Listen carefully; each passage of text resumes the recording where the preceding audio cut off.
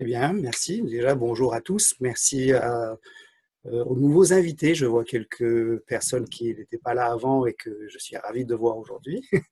Donc, je vais partager mon écran tout de suite.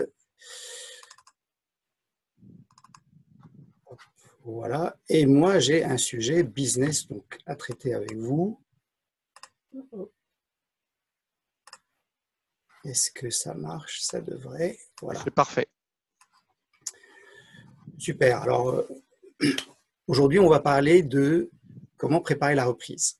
En fait, la reprise, pour reprendre la définition de où on est dans le timing, nous avons eu une crise qui s'est installée très vite. Donc, la première phase, c'était une phase d'adaptation. Donc, on est passé à comment on gère cette crise dans une première phase d'urgence. Puis, on est dans une phase que j'appelle de ralentissement. Alors, ce n'est pas un ralentissement pour tout le monde, mais c'est un ralentissement provoqué de l'économie. Pour certains, ils travaillent plus. Pour d'autres, ils travaillent moins ou pas du tout. Mais pour la plupart, on travaille autrement. Et nous sommes encore dans cette phase. On ne sait pas combien elle va durer. La phase prochaine, ce sera la phase de reprise. Ça ne veut pas dire qu'on reviendra à la normale, mais on va reprendre une activité après ce ralentissement provoqué qui va aboutir à un moment donné à un retour à la normale. Est-ce que le normal sera une normalité comme avant, une normalité différente? Tout porte à dire que le monde d'après ne sera pas identique au monde d'avant. Il sera peut-être meilleur ou pire. En tout cas, il sera différent pour la plupart. Donc, j'ai préparé un plan de reprise en 3 étapes. Donc, la première, c'est faire l'état des lieux. Ce n'est pas si simple de faire l'état des lieux de ce qu'on a chez soi, et je vais traiter essentiellement cette partie aujourd'hui. La deuxième partie, c'est co-construire. Ce sera probablement le thème de la semaine prochaine.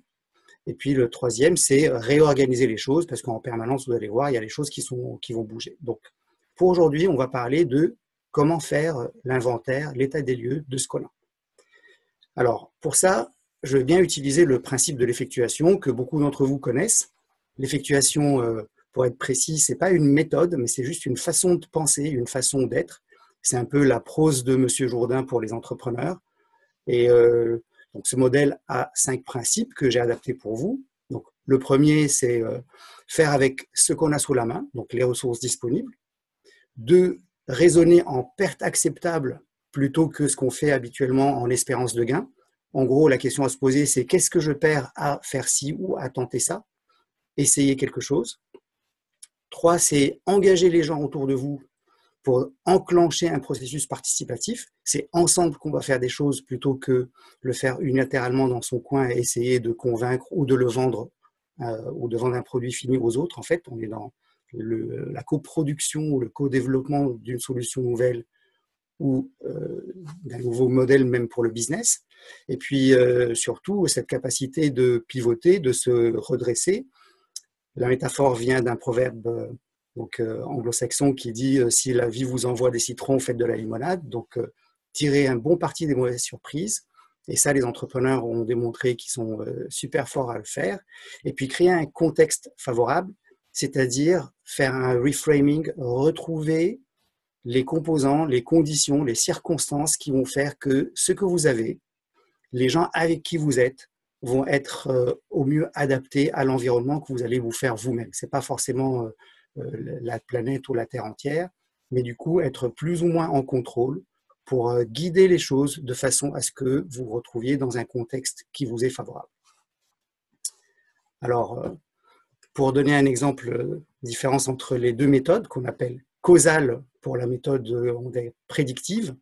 Donc en gros, si on veut préparer un bon repas, on va commencer par un livre de recettes, le décliner en liste de courses, essayer de trouver le budget, éventuellement trouver tous les ingrédients en allant faire son shopping, puis suivre à la lettre la recette pour exécuter la cuisine, la préparation elle-même, et éventuellement on aura un plat. Bon, c'est super logique, impeccable, mais pour beaucoup, à chaque fois qu'on n'a pas les ressources nécessaires pour atteindre l'objectif qu'on s'est défini, ben, on va s'arrêter et éventuellement on n'aura pas le repas pour le soir. Alors que dans la méthode effectuale, en fait, la méthode est super simple. Je commence par voir qu'est-ce que j'ai dans mon frigo, qui je connais, et tout le talent, en fait, c'est d'impliquer les gens.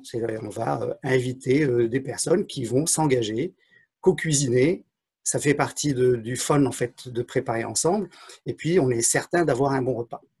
Et puis, ce qu'on a dans son frigo, donc, je viendrai sur les détails de comment on fait ça. Alors, pour certains, ce qu'on a dans son frigo, c'est effectivement petit par défaut et ça ne me permet pas de faire grand-chose. Mais il ne faut pas oublier, peut-être pour beaucoup d'entre vous, vous avez affiné ou amélioré votre façon de gérer le frigo dans cette période de confinement. Et du coup, il y a des gens qui ont beaucoup plus de choses dans leur frigo qui sont utiles que d'autres. Et ce n'est pas parce qu'on a ce qu'on a dans son frigo dans le moment présent qu'on n'a pas nécessairement prévu, anticipé pour remplir son frigo progressivement, pour être mieux équipé quand on aura besoin de tous ces ingrédients-là. Et c'est exactement pareil, donc, qui on connaît, plus on a des contacts, plus on a enrichi son réseau, et ça se fait avec le temps, plus on va avoir la capacité de faire quelque chose de bien, de constructif, de valeur, d'exceptionnel, d'extraordinaire avec. Donc finalement, pour les entrepreneurs, la question n'est pas comme les responsables de famille, ce n'est pas est-ce qu'on va manger ce soir. Je vois encore plein d'entreprises qui disent ah oui mais j'ai pas le produit donc du coup quel business on va faire. La question n'est pas là. La question pour tout le monde c'est qu'est-ce qu'on va manger ce soir. C'est pas même pas une option de pas manger. Donc tout le point c'est qu'est-ce que je fais au mieux des ressources qui me sont disponibles parce que l'option de ne pas manger ce soir c'est même pas une option envisageable pour nous. Donc effectivement les deux modèles coexistent dans la vie. Donc, le modèle causal, on commence par définir un objectif, puis on agit sur un gain attendu, étude de faisabilité ou l'équivalent ou de rentabilité. On définit et on distribue les rôles. On essaie d'éviter au maximum les surprises et dès qu'il y a un problème, on essaie de le résoudre. Bon, c'est une bonne façon de faire. La méthode effectuelle, elle va faire exactement l'inverse. On va démarrer avec ce qu'on a. Donc, on ne définit pas d'objectif au départ.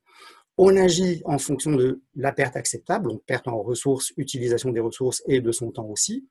On va obtenir des engagements de la part des autres pour contribuer. On va tirer parti des surprises et finalement on crée le contexte pour que tout ça ait un sens, que ça prenne forme en fonction de ce que nous voulons faire. Donc pour la première méthode, dans un monde certain, prévisible, effectivement on aura un résultat mais il arrivera là-bas demain. Alors que dans un monde incertain comme celui dans lequel on se trouve aujourd'hui, eh ben c'est ici maintenant, donc je fais avec ce que j'ai sous la main et on va manger ce soir. Alors comment faire l'état des lieux? L'inventaire de ce qu'on a dans son frigo, en fait je propose, c'est pas très compliqué. On va commencer par faire un brainstorming en interne parce qu'on n'est pas seul dans l'entreprise en général et les autres peuvent apporter dans leur réflexion donc, des éléments pour aider à comprendre qu'est-ce qu'on a effectivement. On va décomposer l'entreprise, déconstruire les produits pour mettre en évidence des compétences, des talents, du savoir-faire, les actifs qu'on aurait éventuellement sous la main ou d'autres ressources. Et pour vous illustrer ça, un bon exemple, c'est de sortir du produit fini qu'on a eu l'habitude de mettre en avant et de vendre pour en sortir ou extraire les composants. Et puis on va arrêter de proposer des menus tout faits parce que aujourd'hui, on sait que avec ce qu'on a dans son frigo, avec le détail des ingrédients, de leur origine, de ce que ces ingrédients représentent, on peut sans doute faire beaucoup plus ou autrement que les menus finis qu'on avait initialement sur sa carte. La deuxième partie de la méthode, et la dernière en fait, c'est d'avoir des conversations avec ses clients, des conversations avec les fournisseurs, et je parle bien de conversations, et analyser éventuellement son écosystème, donc la supply chain, éventuellement les alternatives, pour être conscient du monde dans lequel on se situe, mais aussi connecter. Donc, quand je parle de conversation avec les clients et les fournisseurs, c'est plutôt comprendre leurs préoccupations, comprendre leurs besoins, leurs propres problèmes, leur niveau d'activité aujourd'hui, s'ils en ont encore ou pas, et surtout leur façon de se projeter dans l'avenir, quels sont leurs projets, quelle est leur vision. Et dans la méthode, vous l'avez peut-être déjà vu aujourd'hui, c'est surtout ne plus vendre, arrêter d'appeler vos clients pour vendre ou pousser quelque chose. C'est une opportunité extraordinaire de mieux les comprendre, de comprendre ce qui va être les opportunités du futur, à être super bien placé avec eux. Et ces discussions, ces dialogues, ces conversations que vous allez avoir avec eux vont être de plus en plus riches si vous vous montrez vraiment sincère, attentionné. Bon, ça, c'est tout un savoir-faire. En général, quand on l'a, ça se voit, ça se sent, et ça permet d'obtenir beaucoup plus d'informations qui pourraient devenir stratégiques que d'autres. et surtout par la suite, dans la phase de co-construction, un engagement. Alors, les exemples qui ont été déjà réalisés, ça ne vous surprend pas pourquoi les grands groupes de luxe, LVMH, Chanel, se sont mis à fabriquer des gels hydroalcooliques ou des masques. Pourquoi l'industrie automobile s'est subitement faire des respirateurs alors que ce n'est pas du tout dans leur stratégie, ce n'est pas leur cœur de métier. Et puis, à force de tâtonner, on voit que ah oui, les moteurs d'essuie-glace, ça sert à quelque chose, même quand on ne vend pas de bagnole. Donc, autant d'exemples de composer avec, d'un côté, les ingrédients, le savoir-faire, voilà ce qu'on a sous la main, et une demande immédiate du marché à laquelle on répond, on ne se pose pas de questions, ce n'est pas une stratégie de vente que Mercedes a mis en place, ou Chanel ou LVMH pour dire « Ah ben c'est super, j'ai un nouveau produit et je sais en faire le marketing ». Voilà, donc je résume, nous sommes à la première étape que j'ai définie aujourd'hui des 3 pour préparer la reprise. Donc, l'état des lieux, faire l'inventaire de son savoir-faire, comprendre et connecter avec ses clients et ses fournisseurs pour mieux maîtriser aujourd'hui et préparer pour demain la nouvelle supply chain. Et pour la suite, on aura à co-construire avec eux et éventuellement réorganiser notre façon de travailler pour s'y adapter. Merci Joe. Si tu peux basculer ton écran et quelques minutes de questions-réponses qui pourraient… c'est un sujet tellement vaste. Non, mais il n'y a pas de questions. Ou alors tous les micros sont coupés. Ça n'appelle pas Super clair. Bonjour, moi j'ai une question. Je me permets, bonjour. Oui, bonjour. Je remets ma caméra. J'ai une question sur le co-construire avec les clients. Est-ce que certains d'entre vous ont à disposition des questionnaires un peu type, justement pour créer, la convivialité, 2, savoir un peu mieux comment les interroger sans que ce soit du démarchage commercial. Voilà. Alors, Richard, je n'ai pas de questionnaire parce qu'en fait, ça dépend de chaque contexte. La première recommandation, c'est d'avoir un rendez-vous dédié pour leur demander comment ça va, comment ils s'organisent, quels sont leurs problèmes. Et dans la recommandation, en fait, on s'interdit même de parler business. Si jamais ils veulent parler business, on prévoit de prendre un autre rendez-vous. Donc, ça permet de créer cette intimité qui va permettre à certaines personnes, et du coup, le niveau de contact qu'on a dans l'entreprise va être assez déterminant pour savoir est-ce qu'on va obtenir l'information, à quel niveau, combien stratégique. Et puis, plus on met les gens en confiance, plus ils vont être ouverts à partager les idées. Et puis, surtout, ne pas oublier que les clients eux-mêmes ne peuvent pas imaginer que tu peux leur fournir quelque chose qui n'a pas été dans ce que tu as fait historiquement. Donc, c'est surtout ça. Donc, dans la conversation, plus on s'élargit du sujet, plus c'est des questions ouvertes, plus ça va permettre de co-composer par la suite. Parce que sinon, ils vont dire, si lui, c'est un vendeur de voitures, qu'est-ce qu'on va faire avec, quoi. Donc, malheureusement, je n'ai pas plus de structure dans le format, mais dans l'approche. Si je peux intervenir, c'est Corinne. En fait, en ce moment, je continue à faire des newsletters, sauf que les newsletters sont faites pour demander des nouvelles en quelque sorte, pas pour vendre de la cam, quoi. Je veux dire, on demande aux clients comment il se passe et est-ce qu'ils ont besoin d'un coup de main, même pour réfléchir à d'autres choses. On le fait, comme de toute façon on est confiné, qu'on n'a rien à faire, on le fait gratos. Et s'ils ont besoin d'avoir un contrat de confidentialité, on le fait aussi. Voilà, on propose ce genre de choses juste pour échanger.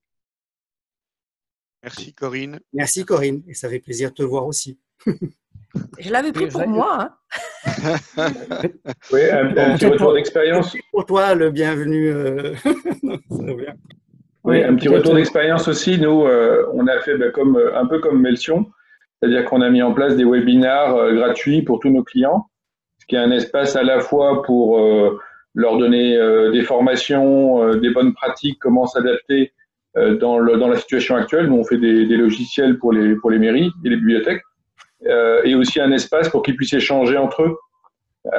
Donc, sur chacun des produits, toutes les semaines, ils ont un point et à chaque fois, on a à peu près entre 100 et 200 personnes. Et il y a toujours un espace où ils échangent aussi sur les bonnes pratiques. Donc, ça crée un lien qu'on n'avait pas avant avec nos clients. Ok, super. C'est très riche, hein. Joe, tu reviendras nous reparler de la suite, parce que si c'est un plan en 3 parties et qu'on a vu que la première, on aimerait bien avoir les autres, et puis on pense que ça pourrait mériter un rendez-vous entier sur ces thèmes-là, probablement.